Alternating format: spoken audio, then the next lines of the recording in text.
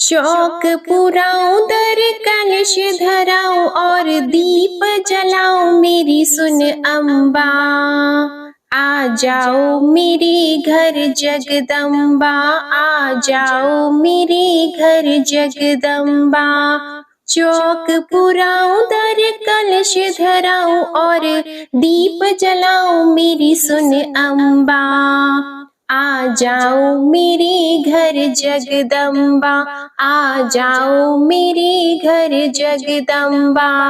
जय माता दी। मैं हूँ वामिका और आप सभी को चैत्र मास प्रारंभ होने की ढेर सारी शुभकामनाएं। आज से चैत्र मास प्रारंभ होने जा रहा है और इससे पहले हमारे चैनल पर फाल्गुन मास महात्म्य की कथाओं को पूर्ण रूप से सुनने के लिए, उन्हें लाइक और कमेंट्स करने के लिए आप सभी भक्तजनों का बहुत बहुत धन्यवाद। आज से आप नियम से हमारे चैनल पर चैत्र मास की कथा में श्रीमद् देवी भागवत पुराण की कथाओं को सुनेंगे। आज सुनिए चैत्र मास की कथा का अध्याय 1।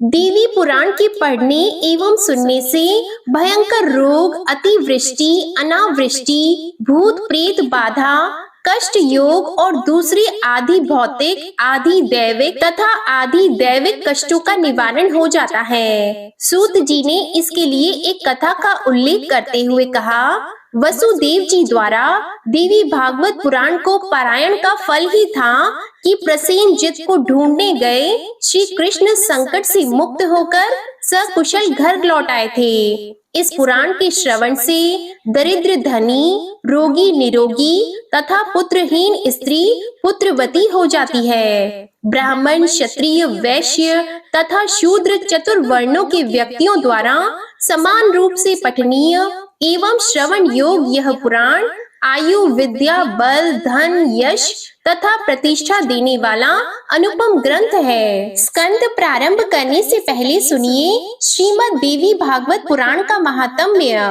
नैमिषारण्य तीर्थ में उपस्थित ऋषि गणों ने श्री सूत जी से कहा, हे सूत जी, आप परम बुद्धिमान हैं। आप भगवान व्यास जी के शिष्य हैं। आप बहुत वर्षों तक जीवित रहें। भगवान, अब आप हमें मन को प्रसन्न करने वाली पवित्र कथाएं सुनाने की कृपा कीजिए। भगवान विष्णु के अवतार की पावन कथा संपूर्ण पापों का संहार करने वाली एवं अत्यंत अद्भुत है। हम भक्ति पूर्वक उसका श्रवण कर चुके।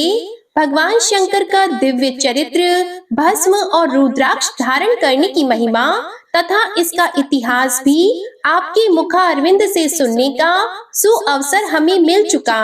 अब हमें वह कथा सुनने की इच्छा है जो परम पवित्र हो तथा जिसके प्रभाव से मनुष्य सुगमता पूर्वक भुक्ति और मुक्ति के सम्यक अधिकारी बन जाएं। हे महाभाग, आपसे बढ़कर संदेह निवारण करने वाले अन्य किसी को हम नहीं देखते। आप हमें मुख्य मुख्य कथाएं कहने की कृपा कीजिए जिससे कलियुगी मनुष्यों को भी सिद्धि मिल सके। श्री सूत जी महाराज कहते हैं, हे ऋषियों, तुम बड़े भाग्यशाली हो। जगत के कल्याण होने की इच्छा से तुमने यह बहुत उत्तम बात पूछी। अतः संपूर्ण शास्त्रों का जो सार रूप है वह प्रसंग विशद रूप से तुम्हारे सामने मैं उपस्थित करता हूँ। ऋषियों ने कहा, महाभाग सूत जी, आप वक्ताओं में सर्वश्रेष्ठ हैं। वह पुराण कैसा है और उसके सुनने की कौन सी विधि है? कितने दिनों में यह कथा संपन्न होती है? इस कथा में किस देवता का पूजन होना चाहिए तथा कितने मनुष्य पहले इसे सुन चुके हैं और उनकी कौन कौन सी अभिलाषाएं पूर्ण हो चुकी हैं? यह सब हमें सुनाने की कृपा कीजिए। श्री सूत जी कहते हैं, व्यास जी भगवान विष्णु के अंश हैं। पराशर जी उनके पिता और सत्यवती माता हैं। व्यास जी ने वेदों को 4 भागों में विभाजन करके उन्हें अपने शिष्यों को पढ़ाया, किंतु जो संस्कारहीन, नीच कुल में उत्पन्न, वेद पढ़ने के अनधिकारी एवं स्त्रियां एवं मूर्ख जन हैं, उन्हें धर्म का ज्ञान कैसे हो? यह चिंता उनके मन में जाग उठी। तब स्वयं मन में विचार करके उन्होंने उक्त प्राणियों के धर्म ज्ञानार्थ पुराण संहिता का संपादन किया। 18 पुराणों की रचना करके उनको मुझे पढ़ाया। महाभारत की कथा भी सुनाई। उसी समय भुक्ति और मुक्ति देने वाला देवी भागवत नामक पुराण रचा। स्वयं उसके वक्ता बने और राजा जन्मेजय को श्रोता होने का सुअवसर प्राप्त हुआ। पूर्व समय की बात है। जन्मेजय के पिता राजा परीक्षित थे। उन्हें तक्षक सांप ने डस लिया था। उनकी दुर्गति निवारण के लिए जन्मेजय ने देवी भागवत सुना। वेद व्यास जी की मुखा अरविंद से 9 दिनों में इसकी श्रवण विधि संपन्न की। वे त्रिलोक जननी भगवती आद्या शक्ति का विधि पूर्वक पूजन करते थे। नवाह यज्ञ समाप्त होने पर उसी क्षण महाराज परीक्षित को भगवती का परम धाम प्राप्त हो गया। दिव्य रूप धारण करके वे वहां पधार गए। पिता को परम धाम प्राप्त हो गया, यह देखकर राजा जन्मेजय को अपार हर्ष हुआ। उन्होंने मुनिवर व्यास जी की भली भांति पूजा की। जो मानव भक्ति पूर्वक देवी भागवत की कथा सुनते हैं, सिद्धि सदा उनके सन्निकट खेलती रहती है। अतः उन्हें निरंतर इस पुराण का श्रवण करना चाहिए। सत्य युग, त्रेता और द्वापर में अनेकों धर्म थे, किंतु कली के लिए एक पुराण श्रवण ही धर्म रह गया है। इसके सिवा मनुष्यों का उद्धार करने वाला दूसरा कोई धर्म ही नहीं है। कली के मनुष्य धर्म और आचार से हीन एवं अल्प आयु होंगे। उनके कल्याण के लिए भगवान व्यास जी ने पुराण संज्ञक इस अमृत रस का निर्माण किया है। इस देवी भागवत के श्रवण में मास और दिवस का कोई खास नियम नहीं है। मनुष्य सदा इस पुराण का श्रवण कर सकते हैं। आश्विन, चैत्र, वैशाख और जेठ के महीने में तथा 4 नवरात्रों में सुनने से, अर्थात 2 गुप्त और 2 प्रकट नवरात्रि में इसे सुनने से यह पुराण विशेष फल देने वाला होता है। नवरात्रि में इसका अनुष्ठान करने पर मनुष्य सभी पुण्य कर्मों से अधिक फल पा लेते हैं। अतः इसे नवाह यज्ञ कहा गया है। जो कलुषित विचार वाले, पापी, मूर्ख, मित्रद्रोही, वेद की निंदा करने वाले, हिंसा में संलग्न और नास्तिक हैं, उनका भी कली में इस नवाह यज्ञ से निस्तार हो जाता है। महान तप, व्रत, तीर्थ, दान, नियम, हवन और यज्ञ आदि करने पर भी मनुष्यों को जो फल दुर्लभ रहता है, वह भी नवाह यज्ञ से सुलभ हो जाता है। अतः देवी भागवत सर्वोत्तम पुराण माना जाता है। ऋषियों ने पूछा, हे महाबुद्धिमान सूत जी, महाभाग वसुदेव ने कैसे पुत्र प्राप्त किया? भगवान श्री कृष्ण ने परिभ्रमण करके प्रसेन को कहाँ खोजा और क्यों खोजा?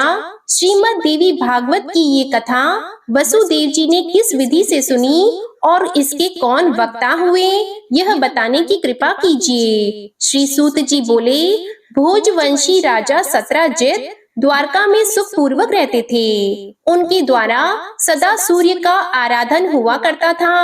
भगवान सूर्य ने सत्राजित की भक्ति से परम प्रसन्न होकर उन्हें अपने लोक का दर्शन कराया। साथ ही उन्हें एक स्यमंतक नाम की मणि दी। सत्राजित उस मणि को गले में धारण कर द्वारका आए। वह मणि अत्यंत चमकीली थी। उसे देखकर पूर्ववासियों ने समझा कि सूर्य नारायण है। अतः सुधर्मा सभा में बैठे हुए भगवान श्री कृष्ण के पास जाकर वे उनसे कहने लगे, हे जगत प्रभु, ये सूर्य नारायण आ रहे हैं। उनकी बात को सुनकर भगवान श्री कृष्ण के मुख पर मुस्कान छा गई। वे बोले, अरे बालकों, ये सूर्य नहीं है, ये तो स्यमंतक मणि धारण कर सत्राजित आ रहे हैं। मणि के कारण इनकी ज्योति फैल रही है। सूर्य ने इन्हें यह मणि दी है। इसके बाद सत्राजित ने ब्राह्मणों को बुलाकर उनसे स्वस्ति वाचन कराया, मणि की पूजा की और उस मणि को अपने भवन में स्थापित कर दिया।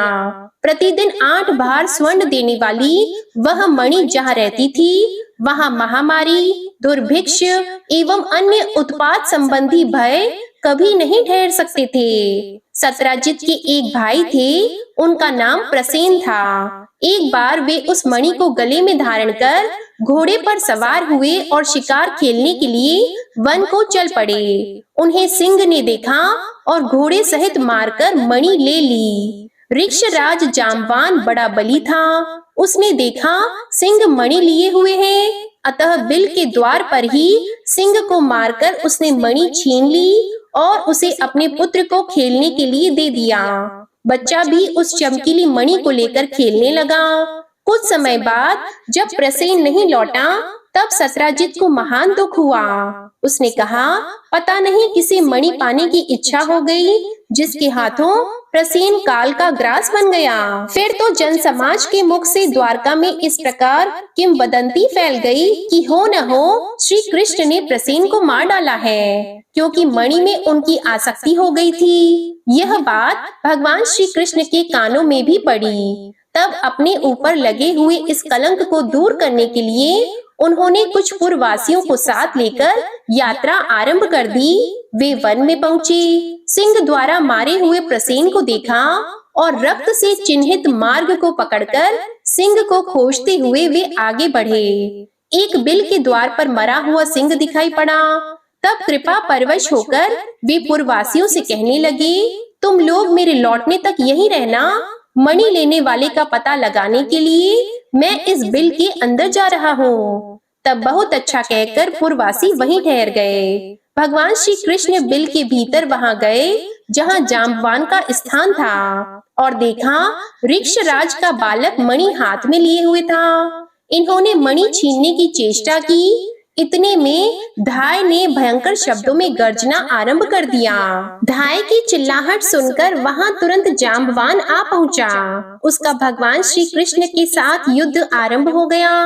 रात दिन लगातार लड़ाई होती रही। दोनों में 27 दिनों तक घोर संग्राम चलता रहा। उधर द्वारकावासी भगवान श्री कृष्ण की प्रतीक्षा में बिल के द्वार पर रुके थे। 12 दिनों तक उन्होंने प्रतीक्षा की। इसके बाद डटकर वे अपने अपने घर लौट गए। पहुंचने पर आरंभ से अंत तक सारा समाचार कह सुनाया। इसे सुनकर सबको महान कष्ट हुआ। अब वे सत्राजित की चिंता करने लगे। अपने पुत्र की यह कष्ट कहानी महाभाग वसुदेव के कानों में भी पड़ी। परिवार सहित वे शोक सागर में डूबने उतराने लगे। अब मेरा कल्याण कैसे होगा, इस प्रकार की अनेकों चिंताएं उनके मन में उठने लगी। इतने में देवर्षि नारद जी ब्रह्मलोक से वहां पधारे। वसुदेव जी उठकर खड़े हो गए और मुनि को प्रणाम किया। उनकी यथोचित पूजा की और नारद जी ने बुद्धिमान वसुदेव जी से कुशल समाचार पूछा और फिर कहा, नारायण नारायण, आप चिंतित क्यों हैं? इसका कारण बताइए। तब वसुदेव जी कहने लगे, मेरा प्रिय पुत्र श्री कृष्ण प्रसेन को खोजने के लिए पुरवासियों के साथ वन में गया था। मरे हुए प्रसेन पर उसकी दृष्टि पड़ी। बिल के द्वार पर देखा कि प्रसेन को मारने वाला सिंह भी मरा पड़ा है। तब पुरवासियों को द्वार पर ही ठहराकर वह स्वयं अंदर घुस गया। मुने, बहुत दिन व्यतीत हो गए, अब तक मेरा वह प्राण प्रिय पुत्र नहीं लौटा। इसी से मैं चिंतित हूँ। कोई ऐसा उपाय बताने की कृपा कीजिए जिससे मेरा लड़का शीघ्र वापस आ जाए। तब नारद जी बोले, यदु श्रेष्ठ, तुम पुत्र प्राप्ति के लिए अंबिका देवी की आराधना करो। उनकी आराधना से ही तुम्हारा शीघ्र कल्याण होगा। यह सुनकर वसुदेव जी ने पूछा, देवर्षि, वे अंबिका देवी कौन है? उनकी क्या महिमा है और कैसे उनका पूजन होता है? भगवान, यह बताने की कृपा कीजिए। तब नारद जी बोले, महाभाग वसुदेव, अंबिका देवी के संपूर्ण महात्म्य को विशद रूप से कौन कह सकता है? मैं संक्षेप से कुछ कहता हूँ, सुनो। भगवती अंबिका नित्य स्वरूपिणी है। सत्य, चित्त और आनंदमय उनका श्री विग्रह है। वे सर्वोपरि हैं। यह चराचर जगत उनसे ओतप्रोत है। उन्हीं की आराधना के प्रभाव से ब्रह्मा जी इस चराचर जगत की रचना करते हैं। मधु और कैटब से भयभीत होने पर पितामह ने देवी की स्तुति की और वे उस भय से मुक्त हुए। उन्हीं की कृपा से भगवान विष्णु इस जगत का संरक्षण करते हैं। भगवान रुद्र पर उनकी कृपा दृष्टि पड़ी, तभी संसार के संहार में वे सफल हो सके। वे ही संसार बंधन में हेतु है। मुक्त कर देना भी उन्हीं का काम है। वे देवी परमा विद्या स्वरूपिणी है। संपूर्ण शक्तिशालियों पर भी उनका शासन रहता है। तुम नवरात्र विधि से उन भगवती जगदम्बिका का पूजन करके 9 दिनों में श्रीमद् देवी भागवत पुराण सुनो। उस पुराण के श्रवण करने से शीघ्र ही तुम्हारा पुत्र लौट आएगा।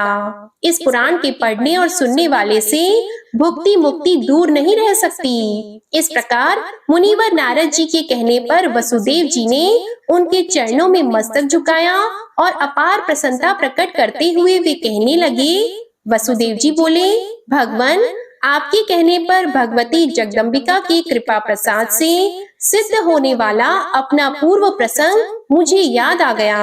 उसे मैं कहता हूँ, सुनिए। पहले की बात है, आकाशवाणी से यह जानकर कि देवकी के 8वें गर्भ से कंस का निधन होगा, पापी कंस ने भय के कारण मुझे सभा में ही घेर लिया।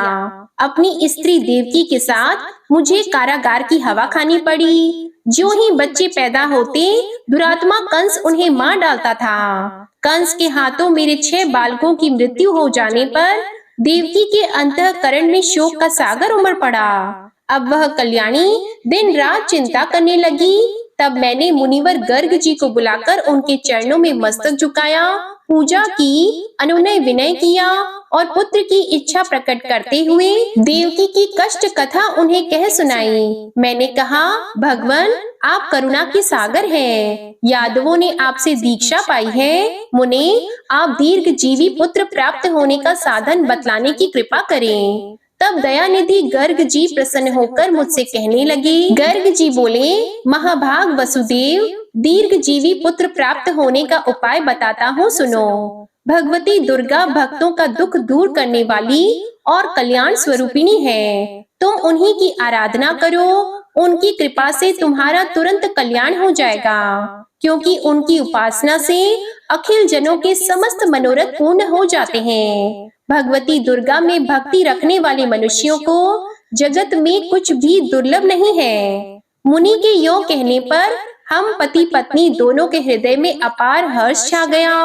मैंने अत्यंत भक्ति पूर्वक उनको प्रणाम किया और हाथ जोड़कर कहा, भगवान, आप परम दयालु हैं। यदि मुझ पर आपकी कृपा हो तो मथुरापुरी में रहकर ही आप मेरे लिए भगवती जगदम्बिका की आराधना आरंभ कर दीजिए। महामते, मैं कंस के यहाँ बंदी बना हूँ। इस समय मुझसे कुछ भी होने की संभावना नहीं दिखती, अतः आप ही इस दुख रूपी दुस्तर सागर से उद्धार करने की कृपा कीजिए। इस प्रकार मेरे कहने पर मुनिवर गर्ग जी प्रसन्न होकर बोले, वसुदेव, तुम मेरे अति प्रेम पात्र हो, अतएव तुम्हारे कल्याण अर्थ मैं अवश्य यत्न करूंगा।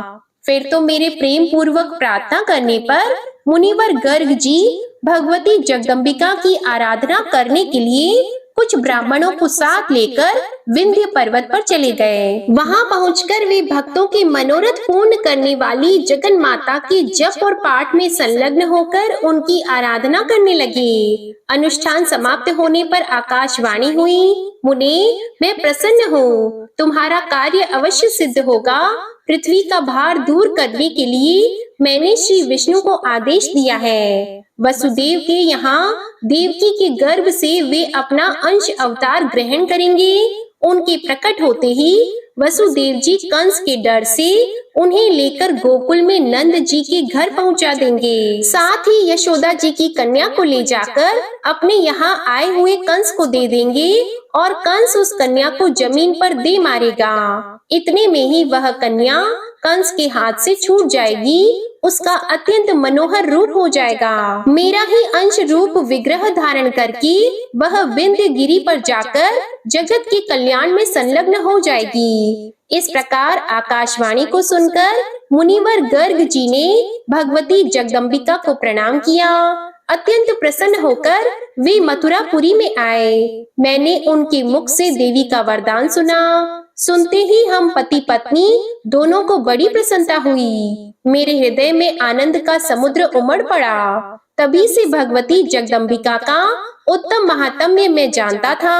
देवर्षि, आज भी आपके मुखारविंद से वही महात्म्य मैं सुन रहा हूँ। अतः प्रभु, आप ही मुझे श्रीमद् देवी भागवत सुनाने की कृपा कीजिए। देवर्षि, आप दया के सागर हैं। मेरे सौभाग्य से ही आपका यहाँ पधारना हुआ है। वसुदेव जी की बातें सुनकर नारद जी प्रसन्न हो गए। शुभ दिन और शुभ नक्षत्र में उन्होंने कथा आरंभ कर दी। कथा की निर्विघ्न समाप्ति के लिए अनेकों ब्राह्मण नवान्न जप करने लगे। कुछ ब्राह्मणों ने मार्कंडेय पुराण उक्त दुर्गा सप्तशती का पाठ आरंभ कर दिया। नारद जी ने प्रथम स्कंद से कथा आरंभ की। वसुदेव जी भक्ति पूर्वक सुनते रहे। 9वें दिन कथा प्रसंग समाप्त हुआ। महाभाग वसुदेव जी ने प्रसन्न होकर पुस्तक और कथा वाचक की यथोचित पूजा की। उस समय भगवान श्री कृष्ण का जांबवान के साथ बिल में युद्ध चल रहा था। इसके बाद भगवान श्री कृष्ण के मुष्टि प्रहार से जांबवान घायल हो गया। उसकी देह रक्त से सन गई। फिर जब चेत हुआ तब उसने भगवान श्री कृष्ण के चरणों में मस्तक झुकाया और अपार श्रद्धा प्रकट करता हुआ वह उनसे अपना अपराध क्षमा कराने लगा। उसने कहा, भगवान, मैं आपको जान गया। आप ही राघवेंद्र भगवान श्री राम हैं। आपके क्रोध से समुद्र क्षुब्ध हो उठा था। लंका चौपट हो गई और सपरिवार रावण काल का ग्रास बन गया। भगवान, वे ही आप अब श्री कृष्ण रूप से पधारे हैं। मेरी उद्दंडता क्षमा करें। प्रभु, मैं सब तरह से आपका सेवक हूँ। उचित आज्ञा देने की कृपा करें। जामवान की बात को सुनकर जगत प्रभु भगवान श्री कृष्ण ने कहा, ऋक्षराज, हम मणि के लिए यहाँ बिल में आए हैं। फिर तो ऋक्षराज जामवान ने प्रीति पूर्वक भगवान श्री कृष्ण की पूजा की। अपनी कन्या जाम्बवती का उनके साथ विवाह कर दिया और उन्हें मणि भी सौंप दी। तब श्री कृष्ण ने जाम्बवती को पत्नी रूप में स्वीकार करके मणि को गले में धारण किया और जामवान से विदा लेकर वे द्वारका के लिए प्रस्थान कर गए। उसी दिन देवी भागवत की कथा समाप्त हुई। उदार बुद्धि वसुदेव जी ने ब्राह्मणों को भोजन कराकर उन्हें दक्षिणा से प्रसन्न किया।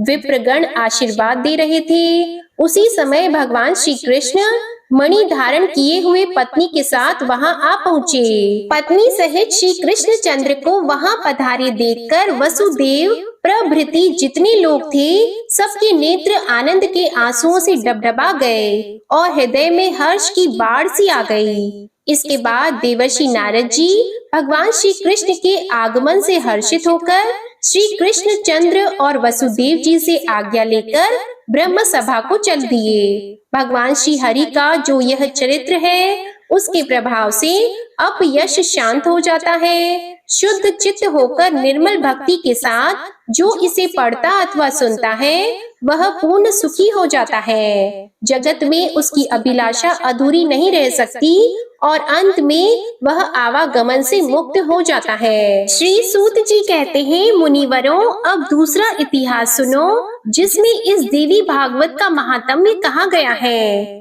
एक समय की बात है, मुनिवर अगस्त्य जी जिनकी पत्नी लोपामुद्रा है, स्वामी कार्तिकेय के पास गए और वंदना करके उनसे अनेक कथाएं पूछी। कार्तिकेय ने तीर्थ, व्रत और दान के महात्म्य से संबंध रखने वाली बहुत सी कथाएं सुनाई।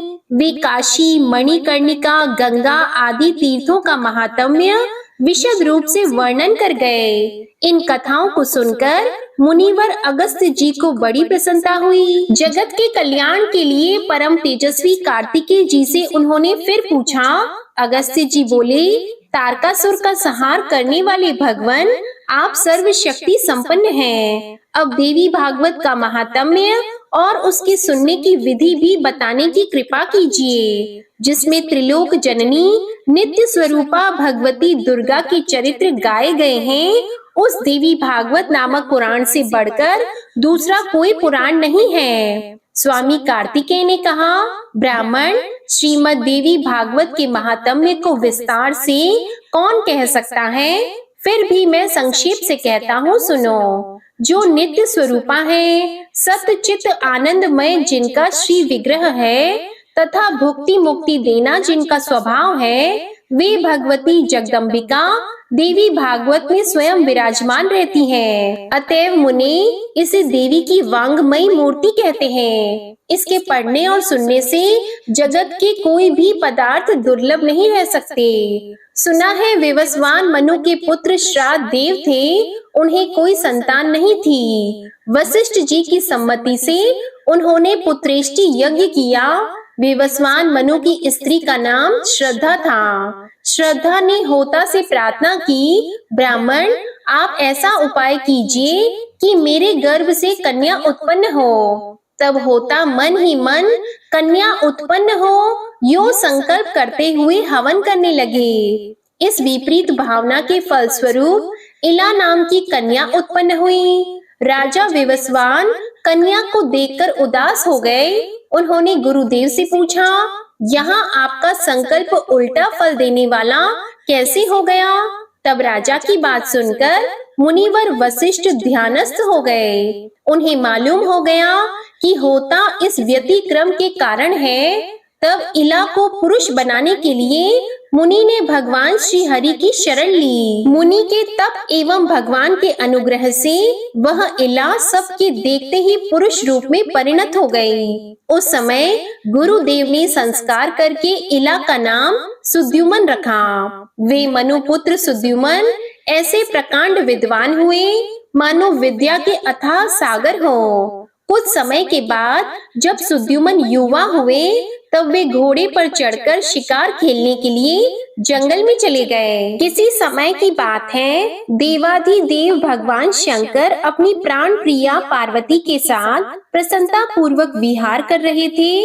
उसी समय उनके दर्शन की अभिलाषा से मुनिगण वहां पधारे। मुनियों को देखकर पार्वती जी लज्जित हो गईं। संयमशील मुनियों ने देखा भगवान शंकर और पार्वती जी हास विलास कर रहे हैं। तब वे तुरंत लौटकर वैकुंठ को चले गए। फिर भी अपनी प्रेयसी भार्या पार्वती को प्रसन्न रखने की इच्छा से भगवान शंकर ने यह शाप दे दिया कि आज से जो पुरुष इस वन में प्रवेश करेगा उसकी आकृति स्त्री की बन जाएगी। उसी समय से पुरुष उस स्थान पर नहीं जाते। सुद्युमन वहां सहसा चले गए और जाते ही उनकी आकृति स्त्री की हो गई। साथ के सब लोग भी स्त्री बन गए। जो घोड़ा था वह भी घोड़ी के रूप में बदल गया। यह देखकर उस सुंदरी स्त्री को बड़ा आश्चर्य हुआ। अब वह वन में इधर उधर घूमने लगी।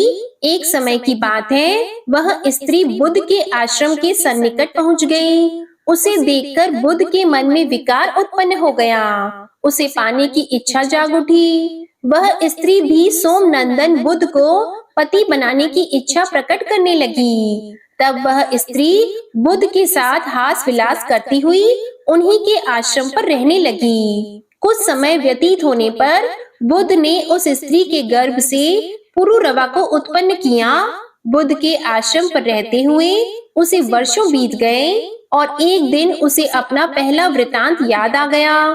याद आते ही उसके मन पर दुख की घटा छा गई। फिर तो वह निकली और तुरंत गुरुदेव वशिष्ठ के आश्रम पर चली गई। उन्हें प्रणाम करके अपना सारा समाचार कह सुनाया और पुनः पुरुष होने की इच्छा प्रकट करती हुई उनके शरणापन्न हो गई। सब बातें विदित हो जाने पर वशिष्ठ जी कैलाश पर गए। उन्होंने भगवान शंकर की भली भांति पूजा की और उत्तम भक्ति के साथ वे उनकी आराधना में लग गए। वशिष्ठ जी ने कहा, भगवान आप कल्याण स्वरूप मंगलकर्ता और जटा धारण करने वाले हैं। पार्वती जी आपकी अर्धांगिनी है। चंद्रमा आपके ललाट की शोभा बढ़ाते रहते हैं। आपके प्रति मेरा बारंबार नमस्कार है। सुख प्रदान करने वाले कैलाशवासी भगवान शंकर आपको मेरा नमस्कार है। आप भक्तों को मुक्ति और भुक्ति देने वाले भगवान नीलकंठ हैं, जो कल्याणमय विग्रह हैं। शरणागतों का भय दूर करना जिनका स्वभाव ही बन गया है। वृषभ जिनका वाहन है और शरण देने में जो बड़े कुशल हैं, उन परम प्रभु शिव को मेरा नमस्कार है, जो सृष्टि स्थिति और संहार के समय ब्रह्मा विष्णु और रुद्र रूप धारण किया करते हैं, जो वर देने में सदा तत्पर रहते हैं। उन देवाधिदेव त्रिपुरांतक भगवान शंकर को नमस्कार है। यज्ञ करने वालों को यज्ञ फल प्रदान करने वाले यज्ञ स्वरूप भगवान शंकर को बारंबार नमस्कार है। सूर्य, चंद्रमा और अग्नि को ही अपने तीनों नेत्रों में स्थापित करने वाले गंगाधर भगवान शंकर आपको नमस्कार है। इस प्रकार वशिष्ठ जी के स्तुति करने पर भगवान शंकर प्रकट हो गए। वे नंदी पर सवार थे। जगत जननी पार्वती जी साथ विराजमान थी। शंकर जी का दिव्य विग्रह करोड़ों सूर्यों के समान जगमगा रहा था। रजत गिरी के समान उनकी स्वच्छ कांति थी। 3 नेत्र थे और ललाट पर चंद्रमा सुशोभित था। वे अत्यंत प्रसन्न होकर शरण में आए हुए मुनिवर वशिष्ठ जी से कहने लगे।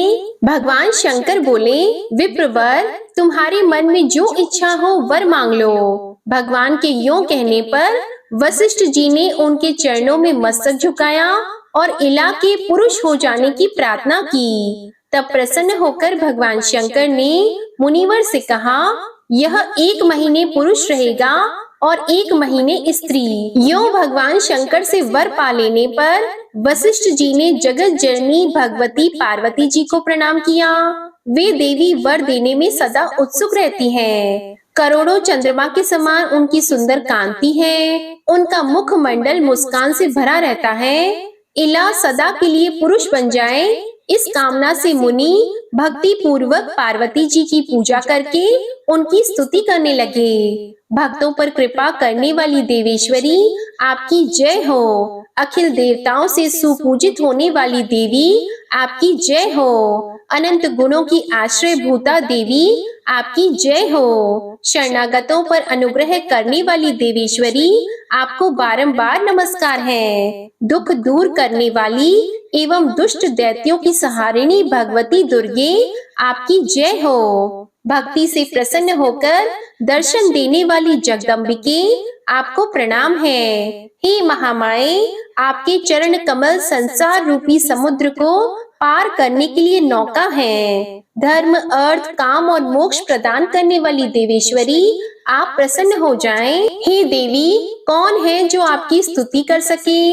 मैं केवल आपको प्रणाम कर रहा हूँ। भगवती दुर्गा साक्षात नारायणी है। वशिष्ठ जी के यों भक्ति पूर्वक स्तुति करने पर वे तुरंत प्रसन्न हो गईं। इसके बाद शरणागतों का दुख दूर करने वाली उन महादेवी ने मुनि से कहा, तुम सुद्युमन के घर जाकर भक्ति भाव से मेरी आराधना करो। द्विजवर, तुम प्रसन्नता पूर्वक 9 दिनों में सुद्युमन को श्रीमद् देवी भागवत सुनाओ। वह पुराण मुझे बहुत प्रिय है। उसके सुनते ही वह उसी क्षण पुरुष हो जाएगा। इस प्रकार कहकर भगवान शंकर और पार्वती देवी अंतर्ध्यान हो गयी। अब वशिष्ठ जी उस दिशा को प्रणाम करके अपने आश्रम पर चले आए। उन्होंने सुद्युमन को बुलाया और देवी की आराधना करने की बात कह सुनाई। एवं आश्विन मास के शुक्ल पक्ष में नवरात्र विधि का पालन करते हुए मुनि ने भगवती जगदम्बिका की पूजा की और राजा सुद्युमन को श्रीमद् देवी भागवत पुराण सुनाना आरंभ कर दिया। राजा भी वह अमृतमयी कथा भक्ति भाव से सुनने में संलग्न हो गए। कथा समाप्त होने पर उन्होंने गुरुदेव को प्रणाम करके उनकी पूजा की और वे सदा के लिए पुरुष हो गए। तब मुनिवर वशिष्ठ जी ने सुद्युमन को राज्य पर अभिषिक्त किया। सुद्युमन प्रजाजन को प्रसन्न रखते हुए भूमंडल पर राज्य करने लगे। उन्होंने भांति भांति के यज्ञ, जिनमें प्रचुर दक्षिणा दी जाती है, उन्हें करके देवी की पूजा की। फिर पुत्रों को राज्य सौंपकर स्वयं भगवती के परम धाम को चले गए। विप्रो, मैं विशद रूप से यह इतिहास कह चुका।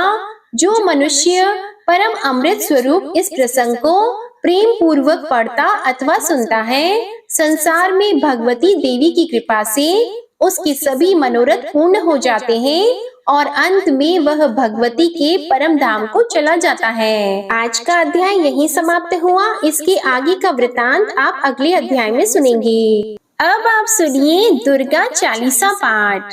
नमो नमो दुर्गे सुख करनी, नमो नमो दुर्गे दुख हरनी। निरंकार है ज्योति तुम्हारी, तिहु लोक फैली उजियारी। शशि ललाट मुख महाविशाला, नेत्र लाल भ्रिकुटी विकराला। रूप मातु को अधिक सुहावे, दर्श करत जन अति सुख पावे। तुम संसार शक्ति ले कीना, पालन हेतु अन्न धन दीना।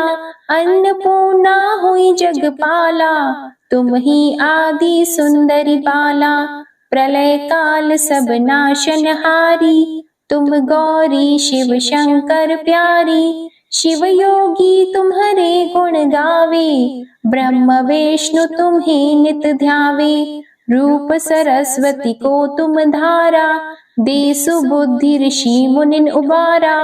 धरयो रूप नरसिंह को अम्बा, परगट पई फाड़ कर खम्बा। रक्षा करी प्रहलाद बचायो, हिरण्याक्ष को स्वर्ग पठायो। लक्ष्मी रूप धरो जग माही, श्री नारायण अंग समाही। क्षीर संधु में करत विलासा, दया सिंधु दीजे मन आसा। हिंगलाज में तुम्ही भवानी, महिमा अमित न जात बखानी। मातंगी अरुधुमावती माता, भुवनेश्वरी बगला सुखदाता। श्री भैरव तारा जगतारिणी, छिन्न भाल भव दुख निवारिणी।